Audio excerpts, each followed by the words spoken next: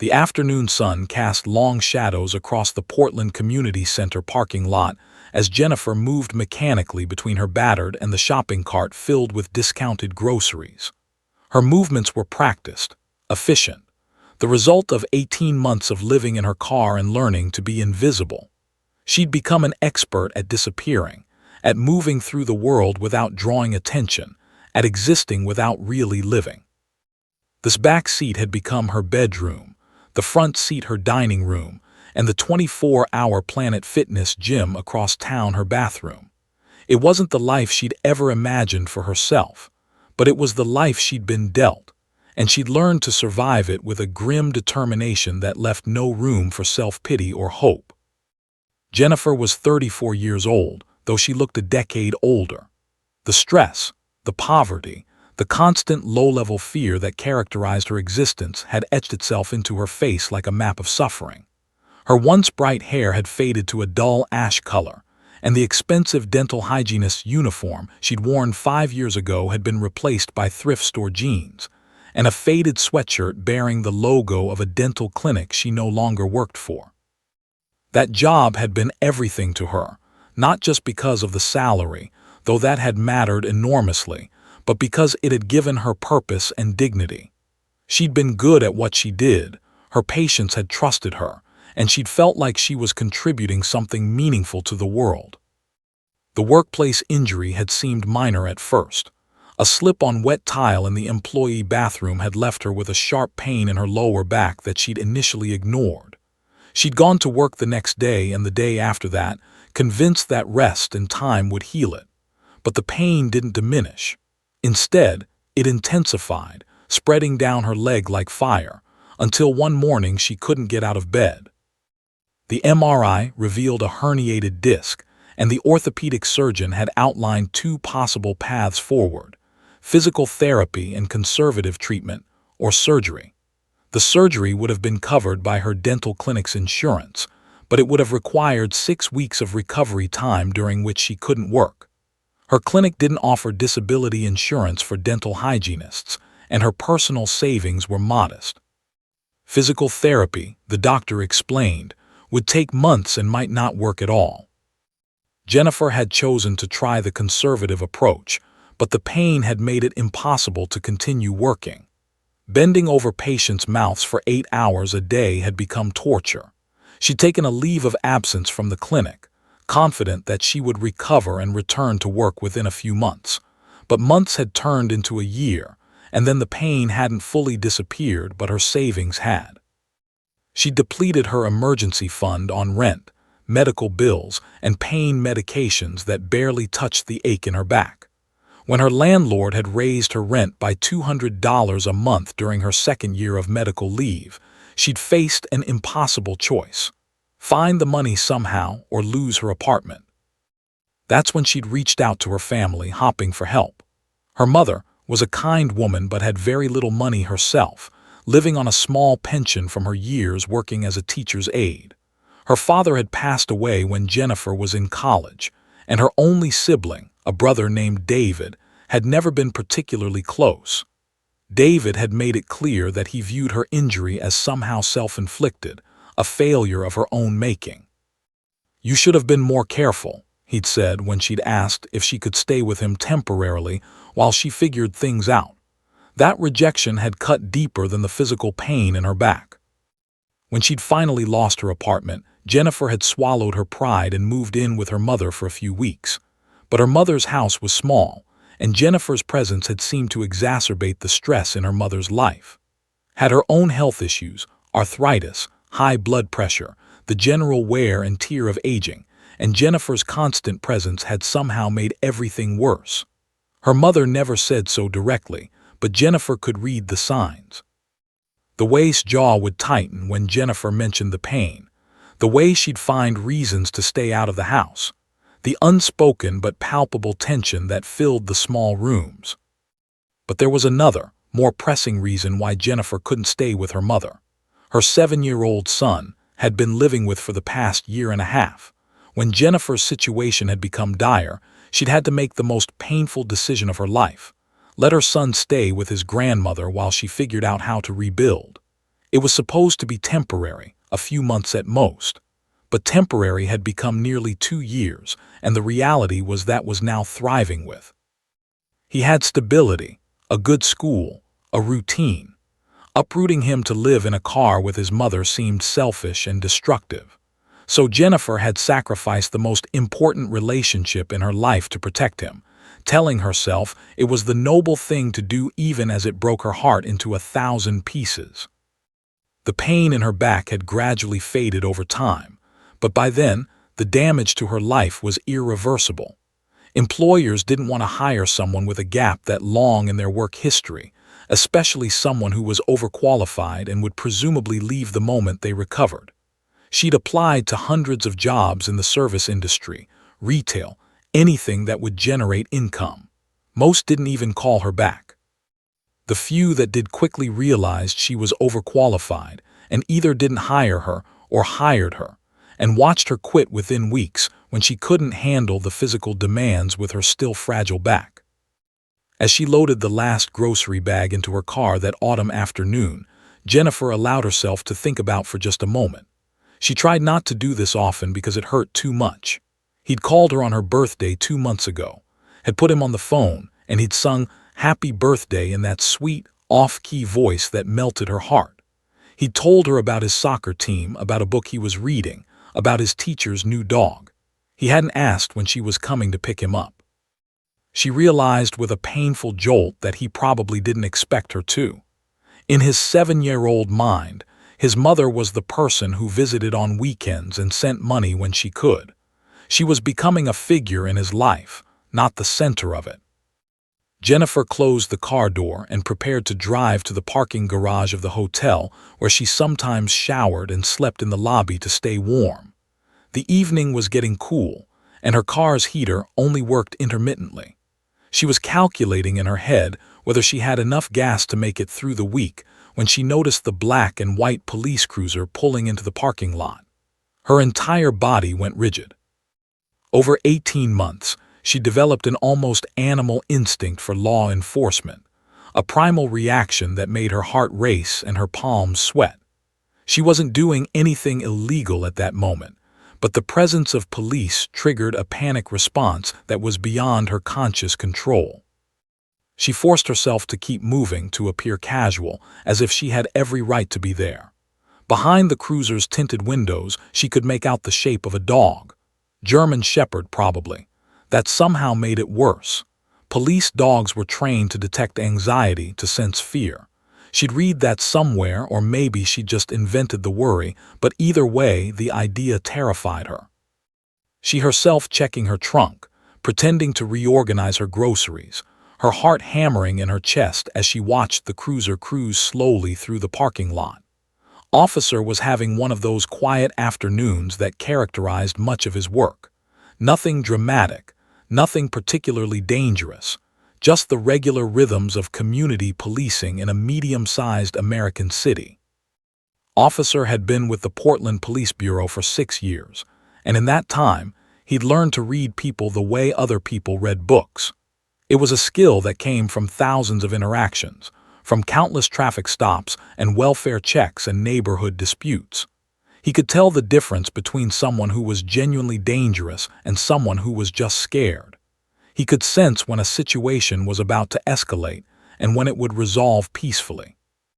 He had good instincts, and those instincts had kept him alive and had kept the people he encountered from being hurt unnecessarily. But instincts alone weren't enough in modern policing.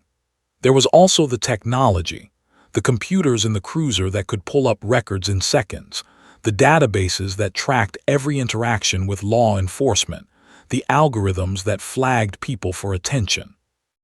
Was 38 years old and had joined the police force relatively late in life. Before becoming a cop, he'd worked as a social worker for a nonprofit that served homeless populations in Portland. That experience had profoundly shaped his worldview and his approach to policing. He'd seen firsthand what poverty looked like, what desperation looked like, what it meant to live on the margins of society.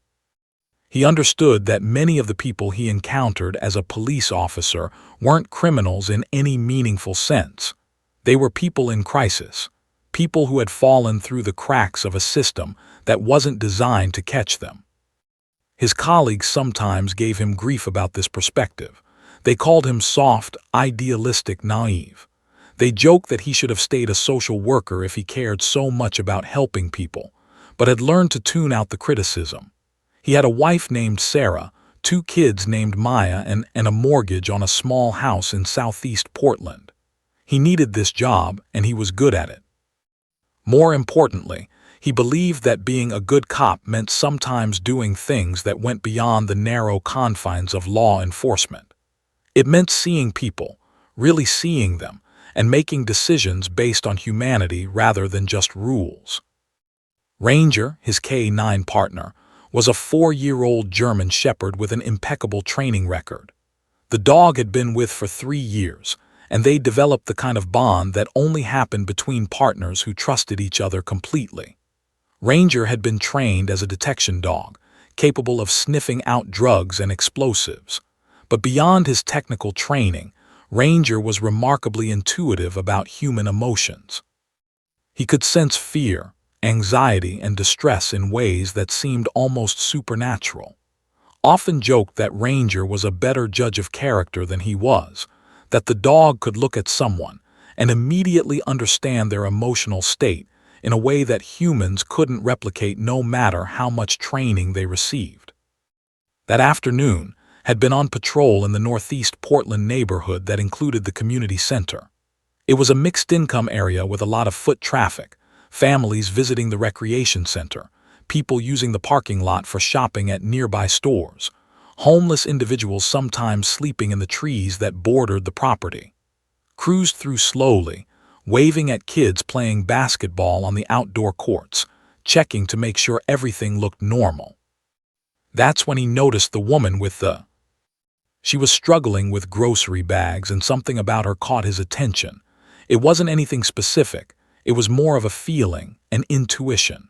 She moved with a kind of furtive quality, the way someone moves when they're trying not to be noticed. Her clothes didn't quite fit her properly, suggesting they'd come from a thrift store. Her hair looked like it hadn't been professionally cut in years. These weren't necessarily signs of criminality, but they were signs of someone in distress, someone struggling. Social worker instincts kicked in. Before he'd become a cop, he would have approached her to offer help, to ask if there was anything she needed. But now, as a police officer, his first action was different. He pulled up her license plate on his in-car computer. The system pinged almost immediately. Outstanding warrant, 2 counts of violation, unpaid traffic citations, and a misdemeanor theft charge from 3 years prior. The theft was minor, according to the notes, groceries, approximately $47. The warrant had been issued 2 years ago and had never been recalled. It had been sitting in the system, waiting for exactly this kind of moment. A random traffic stop, a license plate check, a person's entire world changing in an instant because of a decision they'd made years ago when they were desperate. Stomach sank. He knew what he was supposed to do. There was a warrant. Procedure dictated that he make the arrest. He would bring her into custody, she would be processed, she would appear before a judge, and the system would grind forward in its inexorable way. He'd arrested dozens of people for similar warrants, people with unpaid traffic tickets or old misdemeanors that had accumulated into legal entanglements they couldn't escape. Each one was just another case, another number, another piece of paperwork in an endless bureaucratic machine. But something held him back from immediately approaching the vehicle. Sat in his cruiser for a moment, watching her through his windshield. She had finished loading her groceries and was now standing beside her car, one hand on the door handle, the other hanging loosely at her side. She had a quality of resignation about her, as if she was steeling herself for something. Her posture suggested someone who had learned to expect disappointment, someone who had become intimate with failure. Found himself wondering what her story was. What had led to the theft charge 3 years ago? What circumstances had caused her to shoplift $47 worth of groceries? Had she been hungry? Had she been feeding someone else? Had she been in a moment of desperation that had seemed at the time like it might never end? These questions, weren't really his business. His business was law enforcement, following procedure, maintaining order. And yet, his years as a social worker had given him a different framework for thinking about these interactions. Each person he encountered wasn't just a case. They were a human being with a history, with struggles he couldn't see, with reasons for their actions that extended far beyond the immediate moment. He thought about his wife Sarah, who taught middle school English. She was always talking about empathy, about the importance of trying to understand other people's perspectives before judging them. She would say that most people weren't fundamentally bad. They were just doing their best with the resources and understanding they had. Had come to believe this was true. Most people, given the choice between doing the right thing and doing the thing that would keep their families fed and safe, would choose survival. Most people weren't criminals. They were just people in desperate situations making impossible choices. He keyed his radio. "Dispatch, I'm going to stop a vehicle in the community center parking lot on Northeast 92nd. I've got an outstanding warrant on the registered owner. I'm approaching now." The dispatcher acknowledged his transmission, took a breath, glanced back at Ranger, who was sitting alertly in the back of the cruiser, and opened his door. He didn't know yet what he was going to do about this warrant, about this woman, about the impossible choice between following procedure and following his conscience. But as he started walking toward he was already beginning to imagine alternatives to the standard path that arrest would set her on. Jennifer heard the cruiser door open and close, and her entire nervous system went into high alert. She forced herself to remain still, to not run, to not do anything that might be interpreted as suspicious or threatening. Running was a fantasy that haunted homeless people, the dream that you could just disappear, that you could escape the machinery of state authority through sheer speed and determination. But Jennifer knew better. She'd learned in the 18 months of living on the streets that running only made things worse. Better to be cooperative, to be polite, to be the kind of person who didn't cause trouble. Better to accept the consequences quietly and hope for mercy. Officer approached the vehicle with measured steps. His demeanor was calm, professional, not threatening, but Jennifer's anxiety wasn't rational. It was chemical, visceral, the accumulated fear of someone who had learned to associate police with the loss of control, with systems grinding forward regardless of her circumstances or explanations. She clutched the car door, her mind racing through scenarios. What would happen if she was arrested? Would they impound her car? She had everything she owned in that vehicle: clothes, documents, the few possessions that made up her entire world. Without her car, she would have nothing. She would be truly homeless in a way she wasn't now, because at least with the car, she had shelter of sorts. "License and registration, please," officer said, and his voice was surprisingly gentle. Not condescending or commanding, just matter-of-fact and kind. Jennifer fumbled with the glove compartment, her hands shaking so badly that she could barely extract the documents. Her license had expired 3 months ago. She'd meant to renew it, but the DMV required proof of residence, and she'd been uncertain about using her mother's address without permission, uncertain about the entire process. The registration was there, at least, along with proof of insurance. At least she'd kept up with that, terrified of the additional legal complications of driving without insurance. She handed over the documents with trembling fingers. Officer took them, and Jennifer watched his face for any indication of what he'd found in the computer. She knew about the warrant. She'd known for 3 years that it was floating out there somewhere, a legal sword hanging over her head. The shoplifting charge from 3 years ago, when she'd been living with her mother and desperately trying to provide for. She'd gone into a grocery store with $10 and had put together what she thought was a complete meal: pasta, sauce, vegetables. But at checkout, she'd been $1 short. The cashier had looked at her with something between pity and judgment and said, "I'm sorry, you don't have enough." And Jennifer, in that moment of complete humiliation, with her 7-year-old son standing beside her watching to see if they would eat that night, had made a decision that would haunt her for years. She'd walked toward the produce section, pretending to consider items, Then she'd walked out of the store with the groceries she didn't have money to pay for. She'd been caught almost immediately, of course she had. She'd been shaking so badly that she'd barely been able to speak when the store manager asked her to return to the register. She'd explained everything: the disability, the bills, the hunger. The manager had listened with what seemed like sympathy, but he'd still called the police. The officer who'd arrived had been younger than, more rigid in his interpretation of the rules. She'd been arrested, taken to the station, processed, and the misdemeanor theft charge had been filed. The court had ordered her to pay restitution, which she'd done by working extra shifts at the dental clinic before the injury had derailed everything. But the warrant had apparently never been recalled, never been properly closed out. It had just existed in the system, a ghost that haunted her. "I know about the warrant," Jennifer said, her voice barely audible. "I know I messed up." Officer looked at her over the rim of the documents, and she could see something moving behind his eyes, something that suggested he was considering options, weighing possibilities.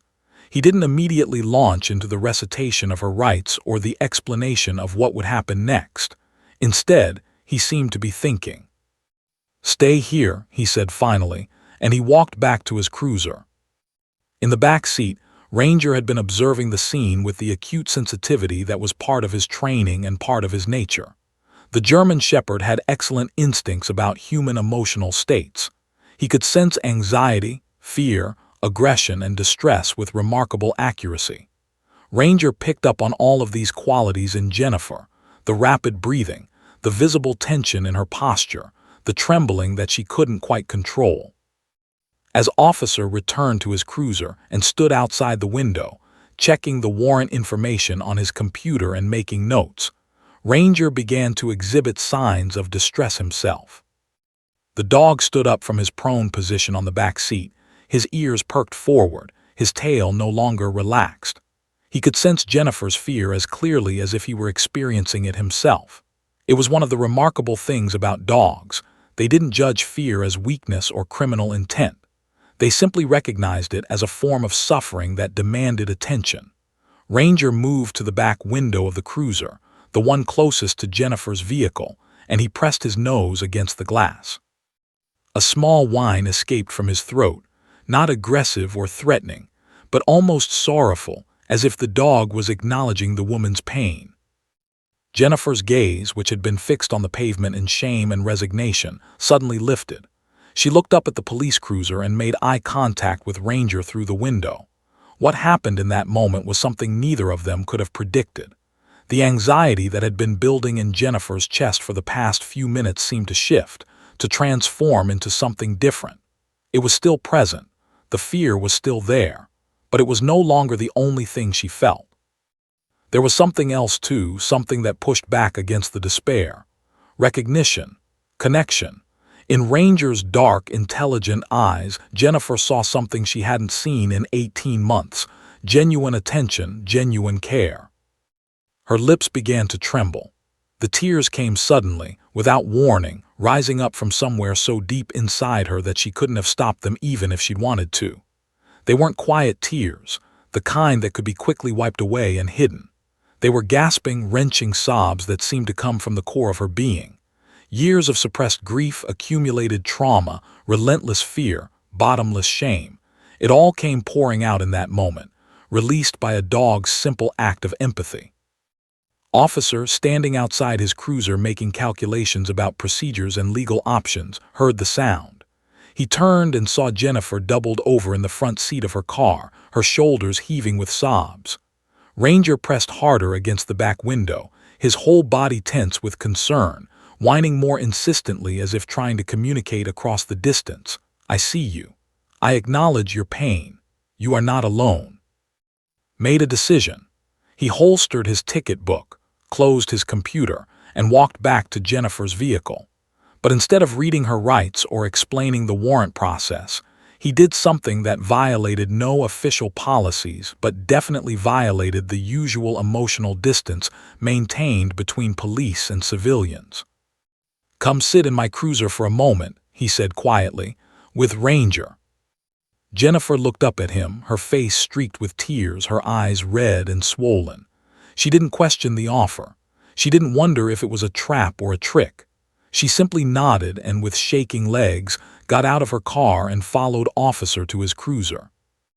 When he opened the back door, Ranger immediately moved closer to her, and Jennifer found herself sitting in a police vehicle, not as an arrested person waiting for booking, but as a human being in crisis being offered comfort by a dog who understood suffering in a way that transcended language or law or procedure. The back seat of a police cruiser is not a comfortable place. The hard plastic bench is designed to be functional rather than welcoming, and the metal mesh barrier separating the front from the back is a constant reminder of the power dynamics at play. And yet, as Jennifer sat in that back seat with Ranger beside her, it felt like the most comfortable place she'd been in years. The dog had immediately moved close to her, resting his heavy head on her lap, his warm body pressing against her leg. Ranger wasn't trained to provide therapy or emotional support. He was a narcotics and explosives detection dog. But in that moment, he seemed to understand that what Jennifer needed was simple, uncomplicated companionship. Jennifer's hand found its way to Ranger's fur almost automatically. She buried her fingers in the thick coat, feeling the solid reality of the dog's presence beneath her touch. The sensation grounded her, anchored her to this moment that felt suspended outside of time, outside of the normal flow of cause and effect that had been crushing her for so long. She continued to cry, but differently now. The desperate, gasping quality had given way to a deeper, more sustained weeping, the kind of crying that comes from finally allowing yourself to feel pain that you've been suppressing for far too long.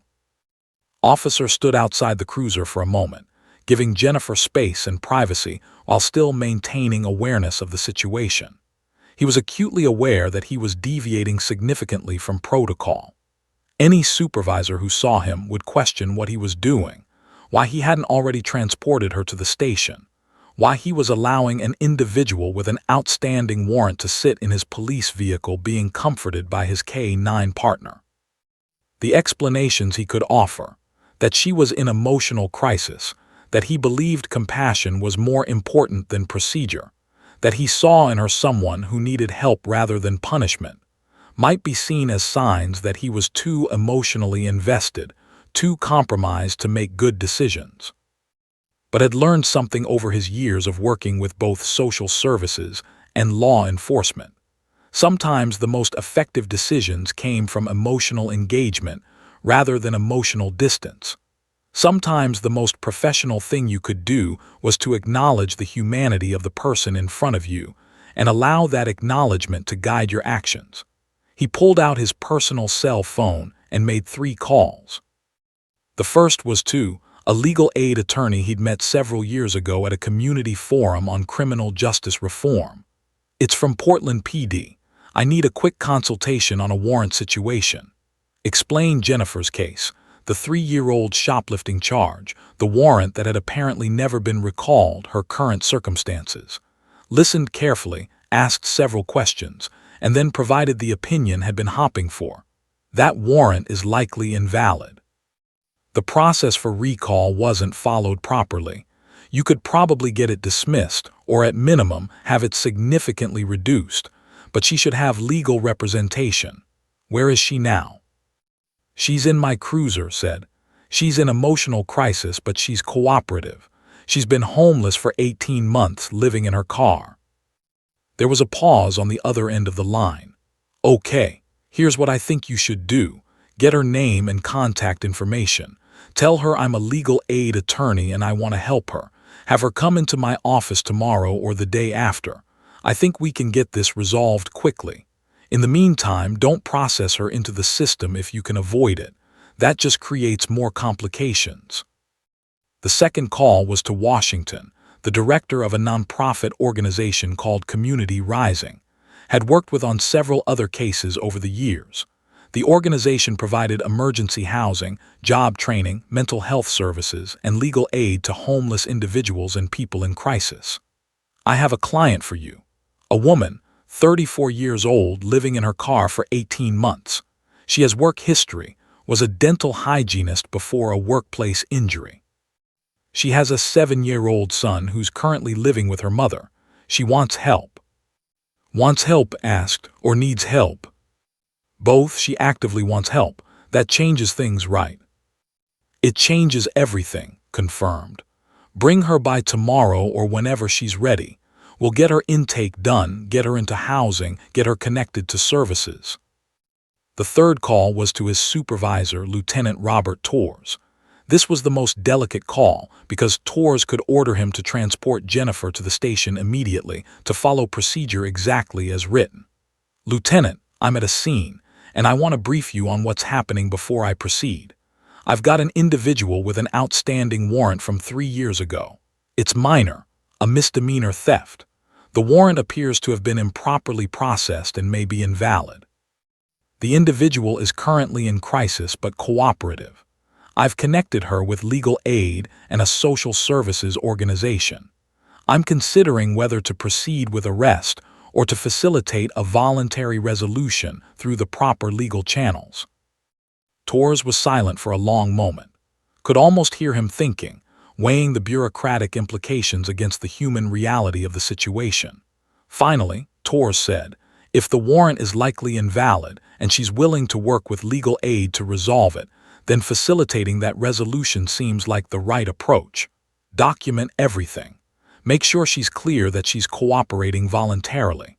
And good work thinking this through rather than just defaulting to standard procedure. After hanging up, felt something release in his chest. He wasn't going rogue. He wasn't making decisions outside his authority. He was using his authority in a way that prioritized human welfare over bureaucratic routine. There was a significant difference, and it mattered. When he opened the back door of the cruiser about 10 minutes after Jennifer had entered, she was still crying but more quietly now. Ranger remained pressed against her, and she had her face buried in his fur, her entire body still trembling but in a way that suggested exhaustion rather than panic. Officer settled into the back seat beside them, leaving the door open so there was no sense of confinement or entrapment. I need to tell you some things, he said gently, some of which are going to sound like good news and some of which are going to require work from you. Jennifer lifted her head slightly, her eyes red and swollen, her face blotchy from crying. She didn't speak, just waited for him to continue. The warrant you're worried about. I spoke with a legal aid attorney. He thinks it may be invalid based on how it was processed. I think we can get it resolved without you having to go through the full criminal justice system. But you need to work with the lawyer. You need to be honest about everything, and you need to be willing to take responsibility for the original incident while also explaining the context. Jennifer nodded slowly, still not speaking. Second, I connected you with an organization called Community Rising. They provide housing, job training, mental health support, and legal assistance. They want to help you. Tomorrow or whenever you're ready, we're going to go to their office and get you intake paperwork started. They can have you in temporary housing within days, told me.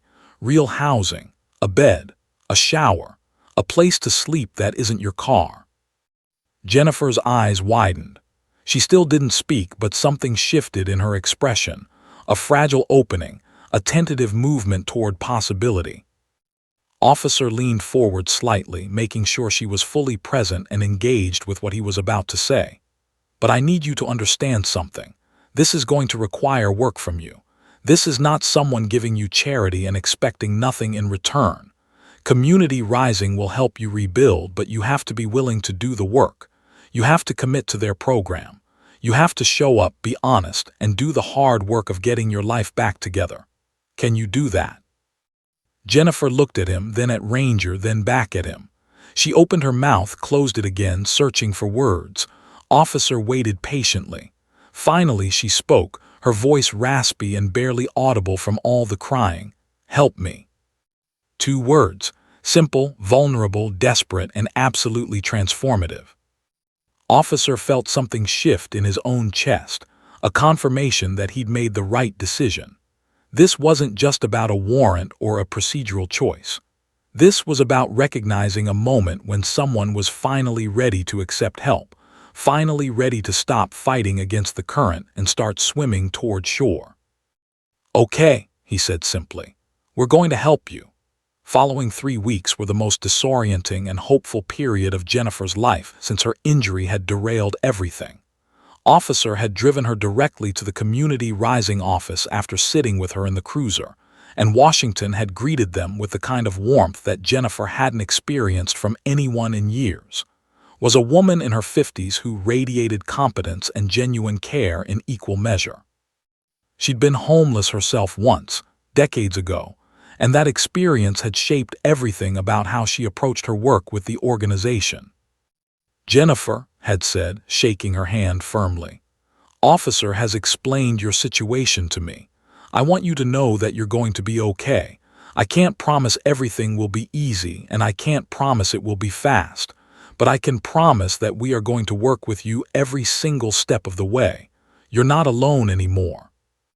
The intake process had taken 3 hours that first day. Jennifer had answered hundreds of questions about her background, her medical history, her family relationships, her employment history, her current situation.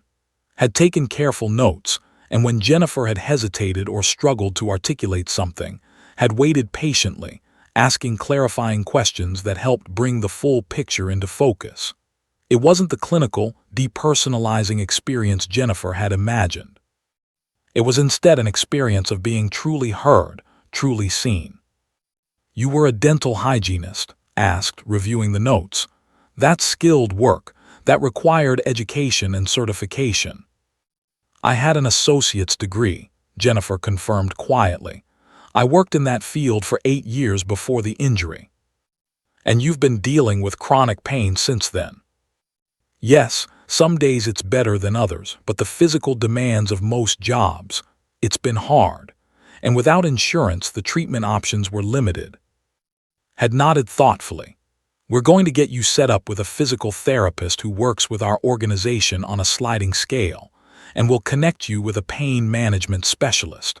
But more importantly, we're going to think about what kind of work you can do now in this moment with your current physical limitations. That doesn't mean your career is over. It might mean a transition, but there are ways forward." That conversation had been different from every other conversation Jennifer had experienced with social services. Usually, these interactions felt transactional, forms filled out, boxes checked, the individual reduced to a collection of problems and deficits. It felt like a genuine exploration of who Jennifer was and what was possible for her future. Within a week, Community Rising had secured temporary housing for Jennifer in a shared residential facility just outside of downtown Portland. It was a converted apartment building that housed about 30 people in various stages of recovery and transition. The rooms were small but clean, with a twin bed, a dresser, and access to shared bathrooms and a common kitchen. After 18 months of sleeping in her car, it felt like a luxury hotel. Jennifer had cried when she'd first seen the space, had run her hand over the clean sheets, and realized that she could finally shower in a real shower, could finally sleep in a real bed. Her roommate was a woman named Susan, 42 years old, recovering from opioid addiction. Susan had been in the program for 8 months and was just beginning to transition into independent housing. She'd worked as an accountant before her addiction had cost her everything: her job, her marriage, her custody of her teenage daughter. But she was 6 months sober, had reconnected with her therapist, and was starting to believe that a different future was possible. When Jennifer had arrived, Susan had welcomed her warmly and had spent the evening explaining how the program worked, what resources were available, and how to navigate the first crucial weeks. "The key is to show up," Susan had said. "Just keep showing up. To meetings, to appointments, to work, to everything. Show up even when you don't feel like it. Show up even when it seems pointless. Because the miracle happens in the accumulation of showing up." The program itself was remarkably comprehensive. Jennifer was assigned a case manager named David who met with her twice a week to coordinate services, check on her progress, and help her navigate obstacles. She was enrolled in a job training program that met 3 mornings a week, where she learned about resume writing, interview skills, and workplace culture. She began twice-weekly counseling sessions with a trauma-informed therapist named Doctor who specialized in working with homeless individuals and people in crisis. The first therapy session had been the hardest. Doctor had asked Jennifer to tell her story, not just the recent homelessness, but the whole story, all the way back. And Jennifer had found herself pouring out everything. The loss of her father when she was in college, her complicated relationship with her mother, her tumultuous relationship with his father who had never been involved, the shame of the shoplifting incident, the crushing guilt of having to leave her son with her mother, the 18 months of waking up in a car wondering if this was as good as it would ever get again. Doctor had listened without judgment, without trying to minimize her pain or rush her through the process of articulating it. When Jennifer had finally stopped talking, exhausted from the emotional excavation, Doctor had said simply, "You've survived an incredibly difficult situation. That took tremendous strength, and now we're going to work on healing from it." The legal process had moved forward smoothly. The legal aid attorney had filed the appropriate paperwork to have the warrant recalled based on procedural defects in its original issuance. The prosecutor's office, reviewing the case, had agreed that the warrant was technically invalid and had dismissed it. Jennifer's misdemeanor conviction from 3 years ago remained on her record, but the active warrant that had been hanging over her head was gone. When had called with the news, Jennifer had sat down on the edge of her bed in the community rising facility and had cried again. But this time, it was tears of relief rather than despair. 4 months into the program, Jennifer had secured her first job. It was a position as a medical assistant at a community health clinic that specialized in serving low-income populations. The job paid $13 an hour, not a fortune, but it was consistent income, regular hours, and it meant she was back in a healthcare setting doing work that felt meaningful. Her supervisor, a woman named Doctor, quickly recognized that Jennifer had advanced knowledge and skills beyond what her job title suggested. Within 2 months, Jennifer had been given additional responsibilities and a 50-cent raise. "You have natural ability in this environment," Doctor had told her during her performance review. "You're good with patients. You're detail-oriented. You have medical knowledge. Have you ever thought about going back to school, pursuing something like a nursing degree?" Jennifer had laughed, a genuine, surprised laugh. "I'm living in a transitional housing facility. I'm working $13 an hour. School seems like a luxury I can't afford." "There are programs," Doctor had said. "Grants, scholarships, financial aid for people in situations like yours. We have a social worker who helps employees navigate educational opportunities. If you're interested, I'll put you in touch with her." That conversation had planted a seed. For the first time in years, Jennifer had allowed herself to imagine a future that extended beyond just surviving the next month. A future that might include more education, better employment, the possibility of eventually regaining custody of and rebuilding their relationship. By the end of that first year in the program, Jennifer had moved into her own studio apartment in a building that Community Rising subsidized for program graduates. She'd furnished it minimally but with intention: a bed, a small kitchen table, pictures of that her mother had sent. She'd maintained her job at the health clinic and had been connected with a physical therapist who had helped her develop a pain management routine that allowed her to function without constant medication. She'd completed 2 semesters of coursework through the community college with the help of Pell Grants and emergency funding from the nonprofit. More importantly, she'd begun to have extended visits with. Her mother had noticed the change in Jennifer, the stability, the forward momentum, the evidence that her daughter was genuinely getting her life back together, and had been willing to increase the time spent with his mother. The boy, now 8 years old, had been cautious at first, uncertain about this woman who was his mother but also essentially a stranger. But gradually, week by week, their relationship had been rebuilt on a foundation of consistency and genuine care. Officer had checked in on Jennifer several times during that first year. He'd brought Ranger to visit once, and the reunion between Jennifer and the dog had been emotional for both of them. Ranger, still working as a police dog, had nonetheless remembered Jennifer and had greeted her with the same intuitive understanding he'd shown in that parking lot 18 months earlier. "You did it," had told her, standing in her small studio apartment, looking around at the evidence of her new life. "You took the help and you did the work. That's all anyone can ask." "You did it," Jennifer had corrected gently. "You saw me when I was invisible. You offered help when you could have just followed procedure. You changed my life, officer." He'd said, "Call me," and Jennifer, "You changed your own life. I just opened a door. You walked through it." 9 months after Jennifer had started working at the community health clinic, a journalist named Sarah walked through the clinic's doors with her photographer. Sarah worked for the Portland Tribune and had been investigating stories about successful interventions in the criminal justice system. She'd heard through her sources about Officer and his unconventional approach to policing, and she'd learned about Community Rising's remarkable success rates. What she hadn't expected was to find, in that small community clinic, a human interest story that would resonate far beyond Portland. Sarah had scheduled interviews with Washington and Officer, and both of them had immediately thought of Jennifer. When Sarah approached Jennifer about sharing her story, Jennifer's first instinct was to decline.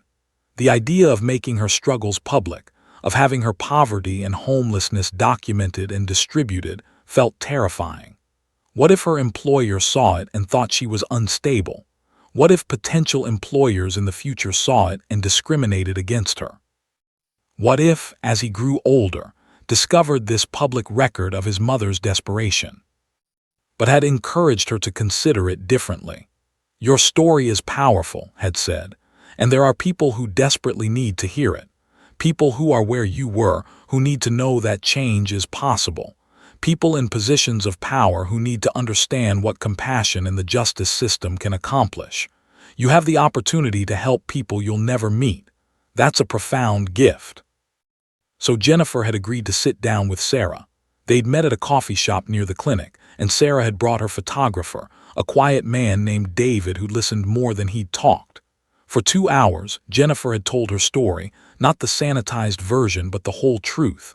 The pain of losing her job, the shame of homelessness, the agony of being separated from her son, the desperation that had led to shoplifting, the terror of that day in the parking lot when she'd thought her life was over.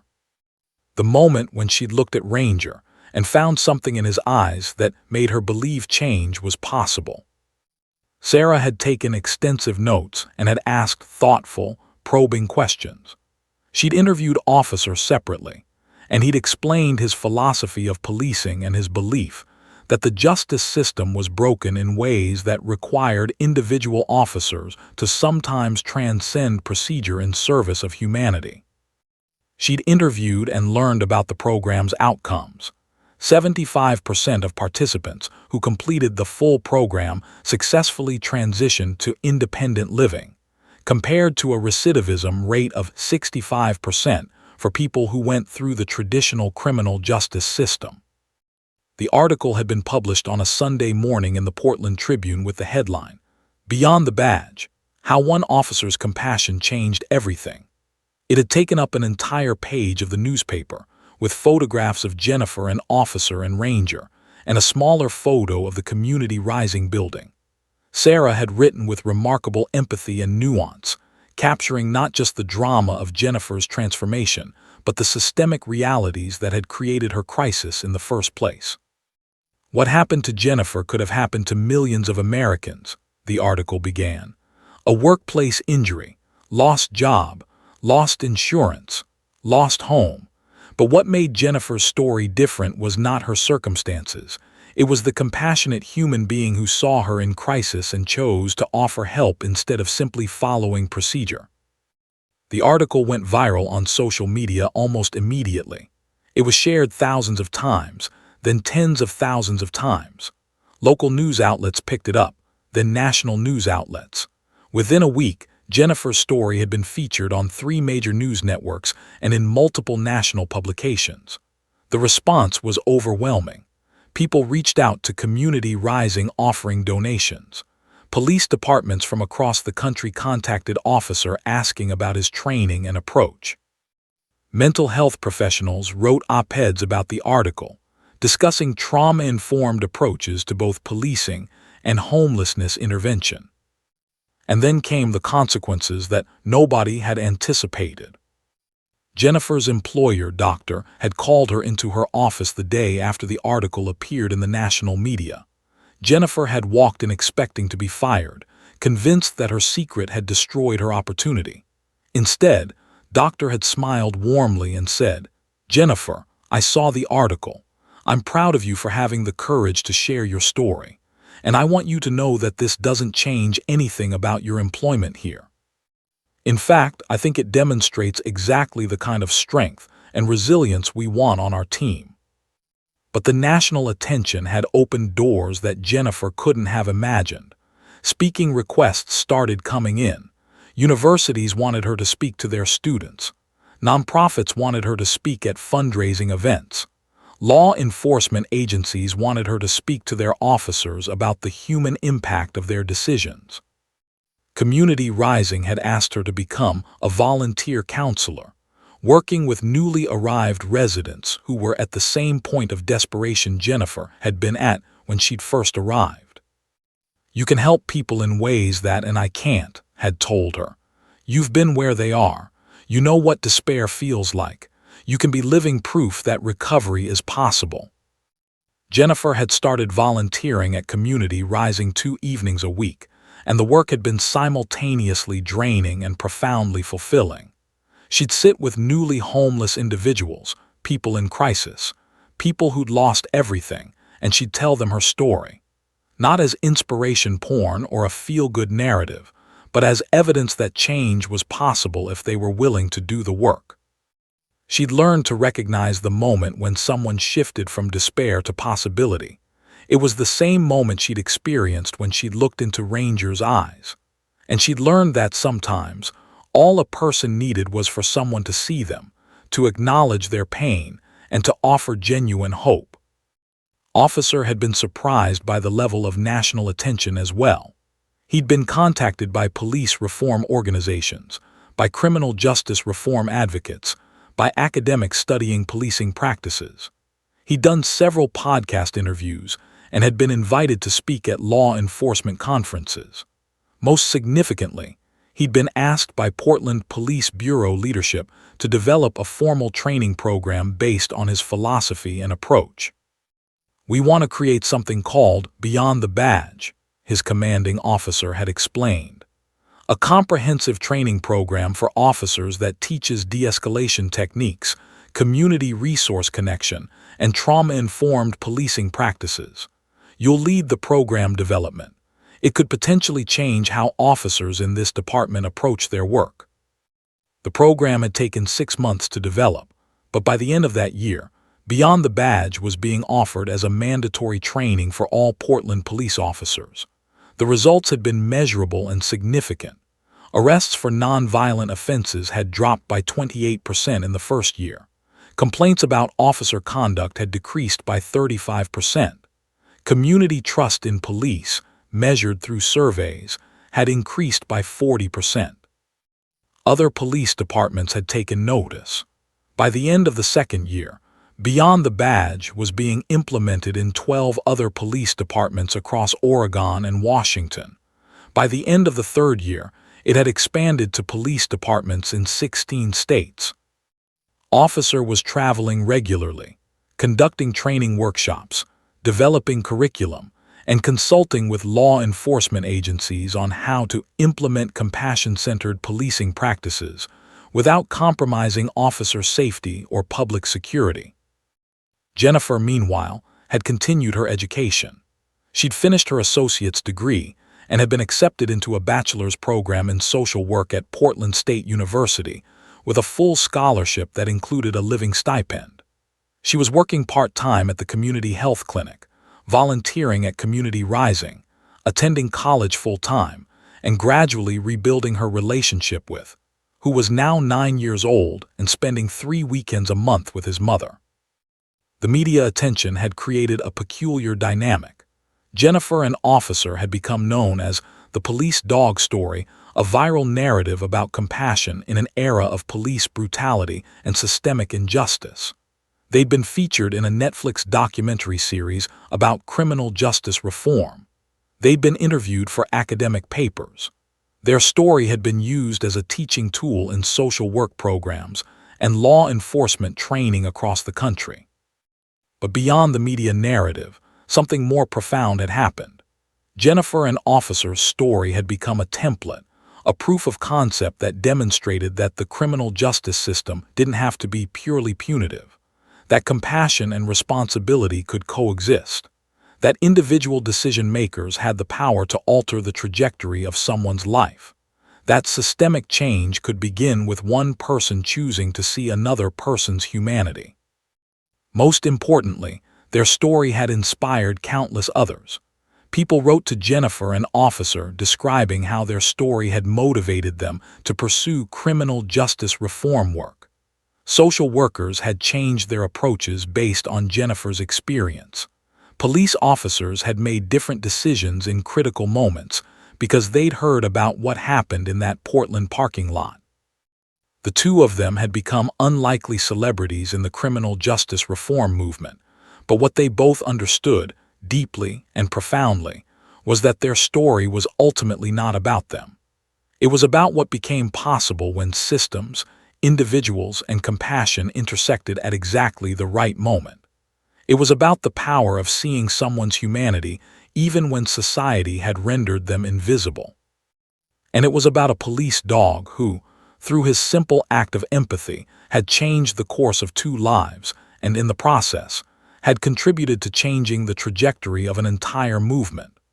By year 3 of Jennifer's transformation, the landscape of her life had shifted so completely that there were moments when she could barely recognize the person she'd been.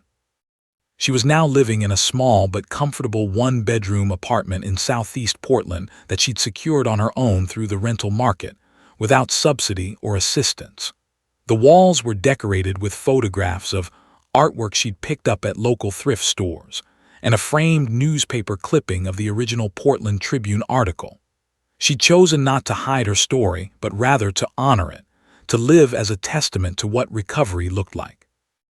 Jennifer had completed her bachelor's degree in social work and had been hired by Community Rising as a full-time program coordinator, working specifically with the organization's most vulnerable population, individuals experiencing chronic homelessness who were also dealing with complex mental health and substance abuse issues. The work was challenging and emotionally demanding, but it was also deeply meaningful. She understood her clients' struggles in a way that someone who hadn't lived through homelessness could never quite grasp. Her salary was modest but adequate, $42,000 a year, which would have seemed like an impossible luxury 2 years earlier, but now felt like the foundation of a stable life. She'd been able to purchase a used Civic, reliable transportation that represented freedom and independence. She'd opened a savings account and had managed to accumulate nearly $8,000, enough for an emergency fund that meant she would never again be one crisis away from homelessness. More significantly, she'd regained full custody of her mother, now in her 70s and managing arthritis and high blood pressure, had been relieved and supportive of the transition. Now 10 years old, had moved in with Jennifer at the beginning of the school year, and they'd begun the beautiful, complicated process of rebuilding their relationship as mother and son rather than as occasional visitors. There had been difficult moments, was angry sometimes about the years he'd spent with his grandmother, confused about why his mother hadn't been able to keep him, uncertain about what this new arrangement meant. But there had also been moments of profound tenderness, of genuine connection, of healing. Jennifer had found a therapist who specialized in childhood trauma and family reunion to help process his experiences. She'd been careful not to burden him with the weight of her own story, but she'd been honest with him in age-appropriate ways about what had happened and why. "I made choices that weren't good," she told him, "and I've spent the past 3 years fixing those choices and becoming the kind of person who could be a good mother to you. I'm so sorry I wasn't able to do that before. But I'm here now, and I'm not going anywhere." Had accepted this with the resilience of childhood, and gradually he'd begun to relax into the security of having his mother fully present and invested in his life. He'd made friends at his new school. He'd joined a soccer team.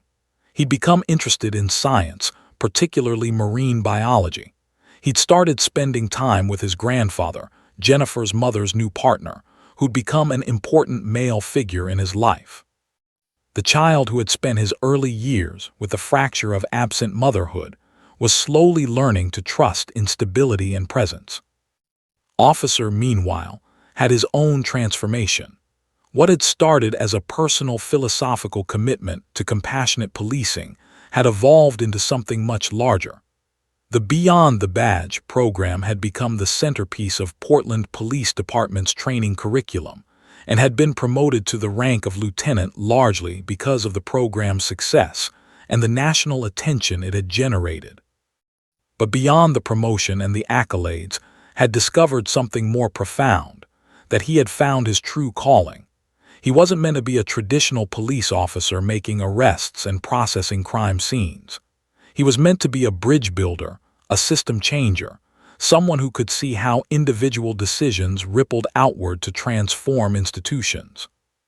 He'd begun developing advanced curriculum, creating specialty tracks for officers interested in trauma-informed policing, community engagement, and mental health response. The program had expanded across the Pacific Northwest and had caught the attention of the Police Foundation, a national nonprofit dedicated to police innovation and reform. Had been invited to work with the Police Foundation on developing a national, Beyond the Badge curriculum that could be adapted by police departments across the country. This meant he'd been on leave from the Portland Police Department for the past year and a half, working full-time on curriculum development, training workshops, and consultation with police departments nationwide. Ranger, the original catalyst for everything that had followed, had retired from active police service at the age of 9. His official retirement had been marked by a ceremony at the Portland Police Department headquarters, attended by dozens of officers, city officials, and members of the community. Jennifer had been there, of course, and she'd given a brief speech about what Ranger had meant to her, how his simple act of empathy in that parking lot had changed everything. "This dog didn't have to care about me," Jennifer had said, tears streaming down her face as she'd stood in front of the crowd. "I was a stranger, a person in crisis, someone he'd been trained to detect as a threat, and instead he saw my pain. He offered comfort. He showed me that compassion wasn't weakness, it was the most powerful force in the world. When I look at my son, when I go to work helping other people in crisis, when I see the impact this story has had on the criminal justice system, I think about Ranger. Because none of this would have happened without that dog's capacity to see my humanity." Ranger had spent his retirement living with Officer and his family, enjoying long walks in Forest Park, spending time with kids, and serving as an unofficial therapy dog at community events and school presentations. He'd become something of a celebrity himself, with children and adults alike wanting to meet the dog who had changed everything. The cultural impact of Jennifer and Officer's story continued to expand. A feature film based on their story was in development with a major streaming platform. Academic conferences on criminal justice reform routinely featured panels discussing the model of compassionate policing. Law schools had begun using their case study in courses on criminal procedure and discretion. Social work programs used Jennifer's experience as an example of successful intervention and trauma recovery. But perhaps the most significant indicator of systemic change was the measurable impact on outcomes. In the 3 years since Beyond the badge had been implemented in Portland, several remarkable changes had occurred. Arrests for low-level offenses had dropped by 38%. The jail population had decreased by 22%. Community complaints about police had fallen by 42%. Officer-involved incidents had decreased significantly. And perhaps most importantly, recidivism rates for individuals who'd been connected with social services through the program, rather than simply arrested, had dropped from 65% to 31%. These weren't just numbers on a report. They represented real people, people like Jennifer, who'd been given a second chance rather than further criminalized. They represented lives that had been reconstructed rather than destroyed. They represented families kept together rather than fractured. They represented communities made safer through compassion rather than coercion. Community Rising itself had experienced extraordinary growth. The organization had expanded from serving about 50 individuals per year to serving nearly 300. They'd opened 2 new facilities. They'd hired 14 additional staff members. They developed specialized programs for veterans experiencing homelessness, for young people aging out of foster care, for individuals with co-occurring disorders. The organization's success rate, individuals who completed the program and maintained stability for at least 2 years, had improved to 82%. Washington, the organization's director, had become a national figure in the homeless services and criminal justice reform movements. She'd been invited to speak at the United Nations about poverty and social intervention. She'd consulted with the federal government on policy proposals related to housing and criminal justice reform. She'd written a book about Community Rising's approach and philosophy. Jennifer had been instrumental in much of this expansion. She'd become the organization's director of client services, overseeing the counseling and support programs. She developed training curriculum for new staff members, drawing on her own experience both as a client and as a social worker. She'd become one of the organization's primary public voices, giving talks at universities, speaking to community groups, sharing her story with journalists and documentary filmmakers. But what mattered most to Jennifer, what she thought about when she woke up in her apartment, when she drove to work, when she sat down with a client in crisis, was not the national attention or the policy changes or the expansion of services. What mattered most was that was safe, that he was thriving, that he knew he was loved. What mattered was that she'd been able to build a career helping people who were where she'd been. What mattered was that she woke up in a real bed instead of a car, that she showered in her own bathroom, that she knew where she'd be sleeping tomorrow night. The woman who had whispered, "Help me," in the back of a police cruiser 5 years ago had become someone who helped others find their own path forward. The desperation had transformed into purpose. The shame had transformed into advocacy. The brokenness had transformed into wholeness. And it had all started with a police dog who'd seen beyond behavior and procedure and into the heart of a human being in pain. 5 years after that autumn afternoon in the Portland Community Center parking lot, Jennifer stood at a podium in front of 230 police officers, social workers, community advocates, and policymakers in the grand ballroom of the Portland Convention Center. The occasion was the 5th annual Beyond the Badge National Conference, an event that had grown from a small local training initiative into a major gathering of criminal justice reform professionals from across the country. The wall behind her displayed a massive photograph from that original Tribune article, Officer, Jennifer, and Ranger, frozen in a moment that had somehow changed the trajectory of an entire movement. Jennifer was 39 years old now, and the years had treated her with surprising kindness. The stress lines that had etched themselves into her face during 18 months of homelessness had gradually softened as her life had stabilized and then flourished. Her hair, no longer the dull ash color of poverty and despair, had returned to its natural and was styled with the kind of intentional care that came from having access to basic resources. She wore a navy blue blazer over a cream-colored blouse, professional and composed, but her eyes betrayed the emotion she felt in that moment. Standing in front of this enormous room, about to share her story with people whose decisions and practices would ripple outward to affect thousands of other lives. Officer sat in the front row, as he had for every major speech Jennifer had given over the past 5 years. Beside him was his wife Sarah, their 2 children, Maya and now teenagers who'd grown up watching their father become a national figure in criminal justice reform. To his other side sat Ranger, now 11 years old, his muzzle gray with age, his movements slower than they'd once been, but his eyes still bright with intelligence and awareness. Ranger was no longer the sharp, alert police dog of 5 years ago. He was a retired gentleman living out his years in comfort and dignity, but he remained an integral part of life and an important symbol of everything their story represented. Jennifer took a breath and began to speak, her voice steady and clear, carrying through the cavernous ballroom to every corner of the room. 5 years ago I was living in my car, she said simply.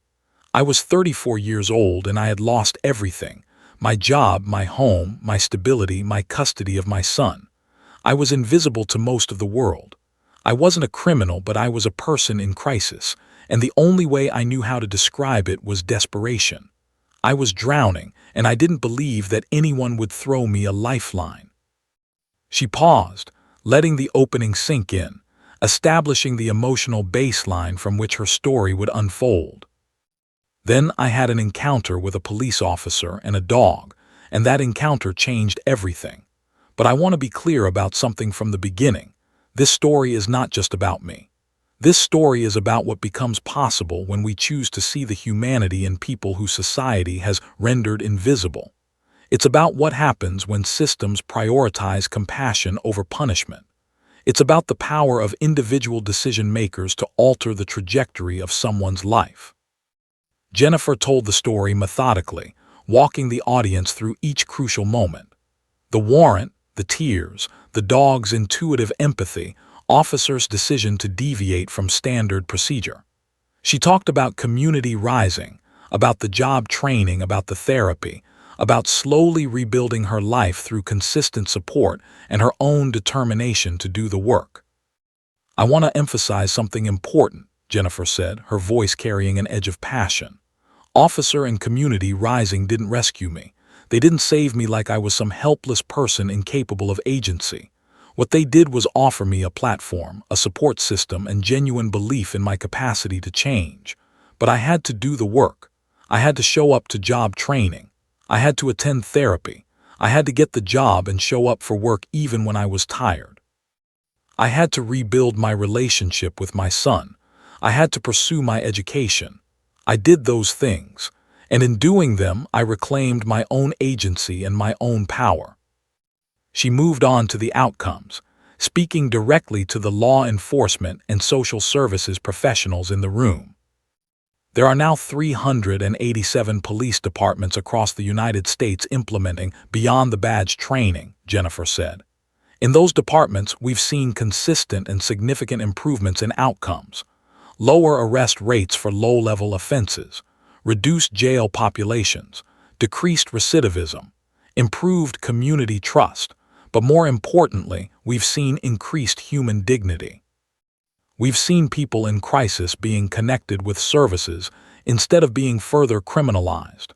We've seen families kept together instead of being fractured by incarceration. Jennifer shifted her focus to the personal impact of the work. My son is 14 years old now, she said, and her voice carried obvious emotion. He's in high school. He's on the basketball team. He's thinking about colleges. He's a thriving, healthy, secure teenager because 5 years ago, one officer chose compassion over procedure. If I had been arrested and prosecuted to the full extent of the law that day, would have experienced further trauma. He would have had his mother incarcerated. He would have had additional years in foster care. His trajectory would have been fundamentally altered, and not in positive ways. She paused, looking directly at the officers in the room. Every decision you make has that kind of power, Jennifer said. Every interaction you have with someone in crisis can either push them further toward the margins or offer them a lifeline. I'm not arguing for ignoring laws or refusing to enforce them. But I am arguing for the kind of wisdom that officer demonstrated.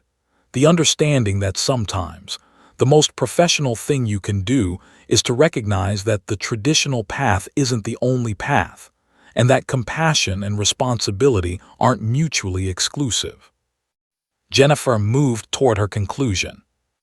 I've been invited to speak at dozens of events over the past 5 years, she said. I've talked to police departments, social work programs, university students, policymakers, nonprofit organizations, and I've learned something important through all of these conversations. My story isn't unique. The circumstances are particular to me, but the underlying reality, that people in crisis are being either offered pathways toward recovery or being further criminalized, is universal. She gestured to Officer in the front row. Officer didn't invent compassion, Jennifer said. He didn't invent the idea that people deserve dignity. What he did was apply existing human wisdom to a specific situation. He saw someone in crisis and chose to respond with his full humanity rather than just with his badge and his authority. That choice created a ripple effect that has changed thousands of lives. Jennifer's eyes found Ranger, sitting calmly beside. And this dog, Jennifer said, her voice thick with emotion. This dog taught us something that no training manual could teach. He showed us that empathy isn't weakness. He showed us that seeing someone's pain and responding to it isn't a failure of professional boundaries. It's the highest expression of professional responsibility. He showed us that compassion is actually the strongest force in the world.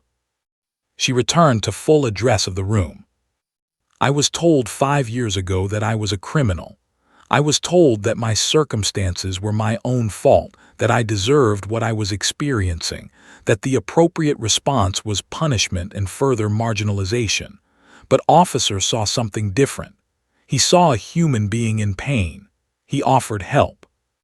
And because of that single act of compassion, I'm standing here today as someone who has completed her education, who has meaningful employment, who has a healthy relationship with her son, who is helping other people in crisis find their own pathways forward. Jennifer's voice grew stronger as she moved toward her final words. To the officers in this room, you have enormous power. Use that power wisely. See the humanity in people who are in crisis. Ask yourself whether arrest and prosecution is actually going to improve public safety or whether connection with services might be more effective. To the social workers, do your work with the understanding that every person you serve is someone's son or daughter, someone's mother or father. To the policymakers, invest in programs like Community Rising because they work. The data shows it. The lived experience shows it. We are capable of building a criminal justice system that prioritizes restoration and compassion instead of punishment and revenge. We are capable of creating communities where people in crisis are offered lifelines instead of further marginalized. She took a breath and looked out at the room. 5 years ago, I was invisible, Jennifer said. I was one of hundreds of thousands of homeless people in this country, someone that most people looked through rather than at. Then one officer and one dog saw me. They saw my humanity, and in being seen, I was able to reclaim myself. That's the work we're all here to do. That's the possibility we're all working toward. Thank you. The applause that followed was immediate and sustained. Officers stood. Social workers stood. The entire room rose to their feet, and Jennifer could see tears on many faces. Officers stood as well, and when their eyes met, they shared a moment of profound understanding, the recognition that they'd somehow together become part of something much larger than themselves. Later that evening at the conference dinner, Jennifer found herself sitting at a table with Officer, his wife Sarah, Washington, and several other key figures in the criminal justice reform movement. As the evening progressed and the formal programs concluded, leaned over to Jennifer and said quietly, "That was remarkable. The way you've evolved from that moment in the parking lot to speaking to rooms full of professionals, It's extraordinary." Jennifer smiled and squeezed his hand. "We did this together," she said. "You opened the door. Ranger showed me it was possible to be seen with compassion, provided the structure and support. But yes, I walked through that door and I did the work. And now I get to help other people find their own doors." "Do you ever think about that day?" asked. "That specific moment when Ranger looked at you?" "Every single day," Jennifer said without hesitation. "Every time I wake up in my apartment, every time I have dinner with, every time I sit with a client at Community Rising and see that moment when they shift from despair to possibility, I think about it. That moment changed everything. Not just for me, but apparently for thousands of other people too." Nodded thoughtfully. "That's the thing about compassion," he said. "You never know how far the ripples will go. You never know what one act of genuine human connection is going to create."